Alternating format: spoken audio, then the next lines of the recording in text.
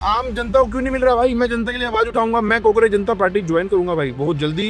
मैं उनका प्रवक्ता बनने वाला हूँ कांग्रेस जनता पार्टी का, और मैं आवाज उठाऊंगा। मैं जेनजी की आवाज उठाऊंगा भाई, और मैं जेनजी को मुझे आज आगे लेके आना है। जब तक हमारे देश में कोई भी एजुकेटेड प्राइम मिनिस्टर नहीं मिलेगा, मैं जब तक ये आवाज उठाता रहूंगा। भाई स्वागत स्वागत स्वागत एंड स्वागत है भाई आप सभी भाइयों का और बहनों का। आज के व्लॉग की स्टार्टिंग हो रही है दिन के 1:30 बजे के आसपास से। और देखो हम लोग कहाँ जा रहे हैं? हम लोग जा रहे हैं दिल्ली। अनु भाई हमारे साथ में है।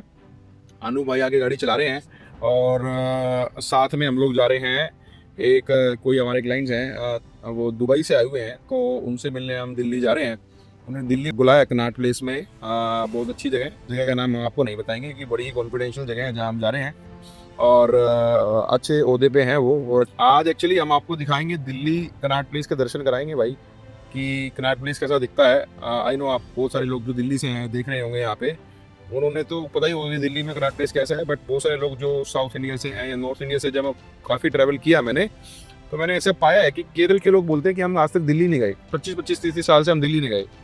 और बहुत सारे लोग साउथ के बोलते हैं कि हमने कभी नॉर्थ इंडिया के दर्शन ही नहीं करे। तो आप लोगों को दिखाएंगे आज, नॉर्थ इंडिया दिखाएंगे और दिल्ली के दर्शन कराएंगे आपको जहाँ जहाँ हम जाएंगे।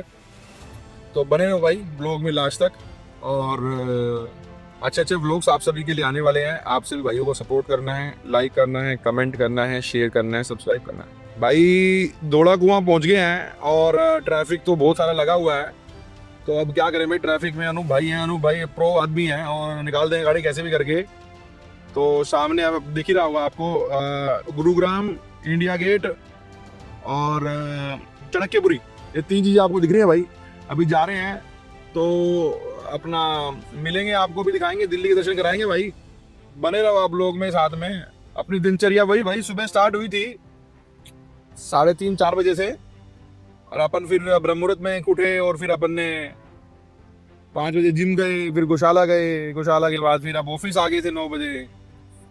सुबह मुझे व्लॉग करने का टाइम नहीं मिला, तो मुझे लगा चलो अब मैं ट्रैवल कर रहा हूँ तो कुछ समय लगता है तो अपना करते हैं भाई, व्लॉग बनाते हैं। तो ये कहानी है भाई दिल्ली आ गए हैं। और देखो लेफ्ट साइड में अगर आप देखोगे तो ये बहुत ही अच्छी बिल्डिंग है, और दिल्ली के दर्शन कर लो भाई। ये राइट साइड में आपको ना सारे के सारे जितने भी मिनिस्टर्स है ना भाई, ये सब के घर बने हुए हैं। और यहाँ पे आप ग्रीनरी देखो, रोड्स देखो, सड़कें देखो भाई, ये होती है रहने की जगह।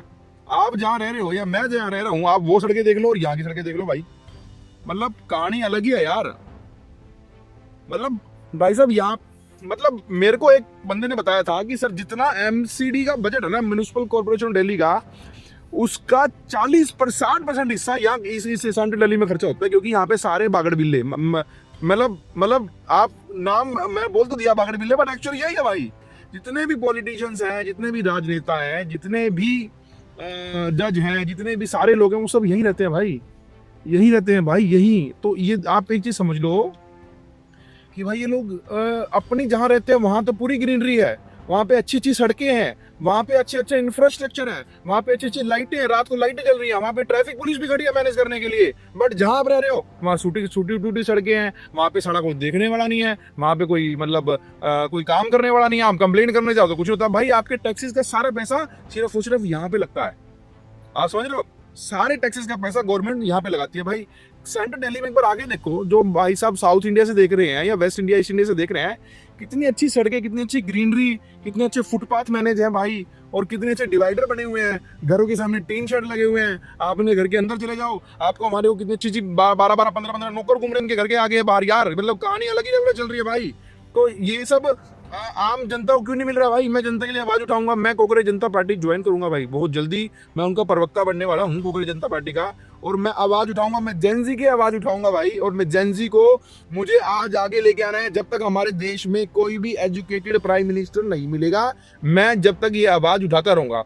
और आई सपोर्ट ध्रुव राठी भाई। मैं कोई भी लेफ्टिस्ट नहीं हूँ, मैं कोई कांग्रेसी नहीं हूँ, मैं कोई आम आदमी पार्टी से नहीं हूँ। मैं अपने इस देश के लिए जो भी अच्छा होगा मैं करूंगा। मोदी जी जो अच्छा करेंगे हम अच्छा बोलेंगे, जो मोदी जी बुरा करेंगे हम बुरा बोलेंगे, बट हम बोलेंगे जरूर भाई। और हम इस देश को आगे लेके जाएंगे ही जाएंगे, ये हमारा आपसे वो है। और एक दिन आपका भाई देश का प्रधानमंत्री बन के रहेगा भाई, देखना मतलब मैंने ये ठान लिया है कि मैं अपने देश को आगे बढ़ाऊंगा, अपने देश से महंगाई खत्म करूंगा, अपने देश में एजुकेशन बढ़ाऊंगा, अपने देश में हेल्थ केयर इंफ्रास्ट्रक्चर बढ़ाऊंगा, अपने देश में जो जो चीज़ें होती हैं जेनजी के लिए, सारी चीज़ों के लिए वो देश में हम आगे लेके जाएंगे।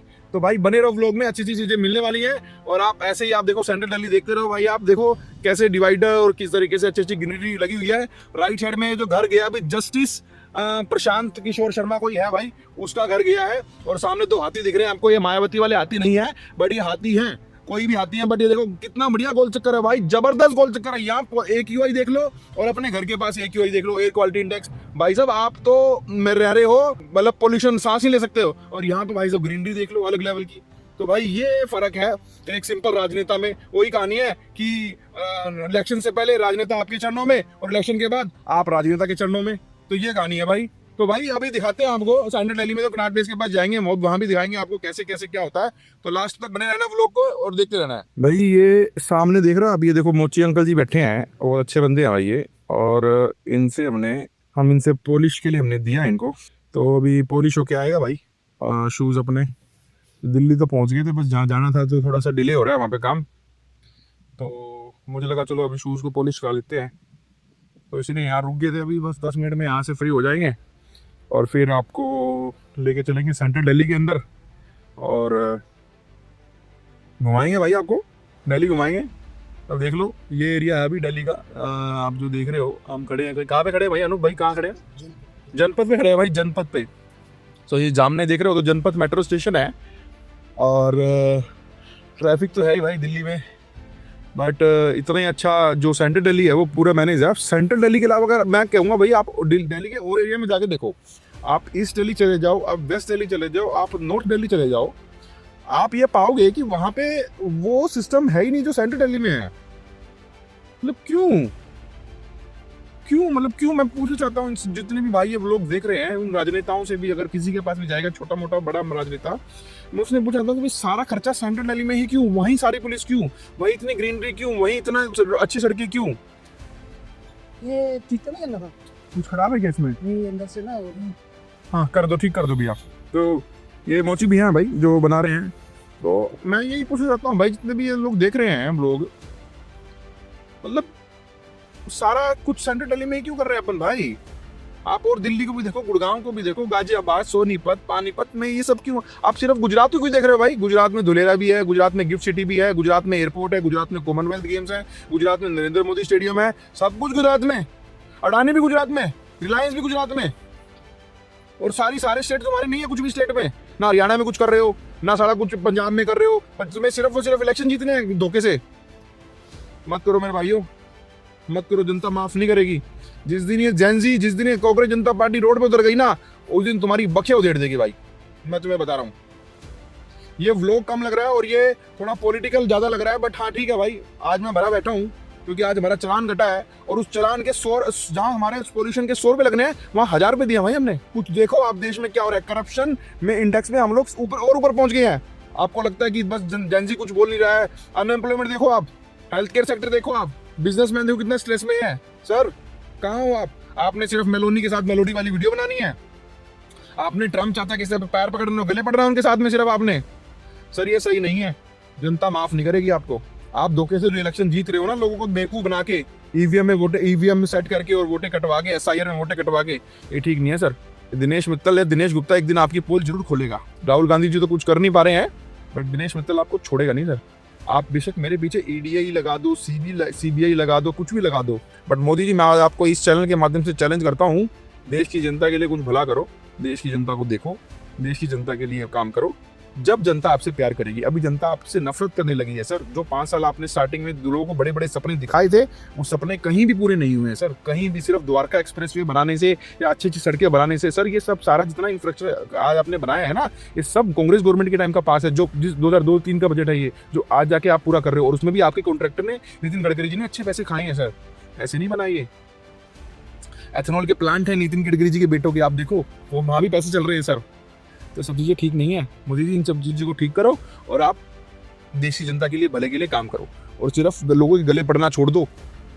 लोगों के गले मत पड़ो और काम करके दिखाओ, जब जाके आपकी वाहवाही मैं भी करूंगा। मैं I will be the first one जो सबसे आगे खड़ा होगा और मोदी जी की वाहवाही करेगा। भाई दिल्ली से वापसी निकल चुके हैं गुरुग्राम के लिए और हम लोग जा रहे हैं अपने ऑफिस दोबारा। 1 घंटे आधे घंटे पौने घंटे की जो मीटिंग थी हमारी मीटिंग खत्म हो चुकी है। सो अभी अगेन हम स्क्रैच प्लेस के एरिया में हैं भाई। आप देख लो भाई कितनी ग्रीनरी है। अगेन कोई शाम से बात मुझे बोलते हुए अच्छा नहीं लग रहा, बट मैं आप सभी भाइयों से रिक्वेस्ट करूंगा कि आपने व्लॉग पूरा देखना है। अगर आप यहाँ तक आए हो तो आपने व्लॉग पूरा देखना है, लाइक करना है, सब्सक्राइब करना है और कमेंट करना है और शेयर करना है।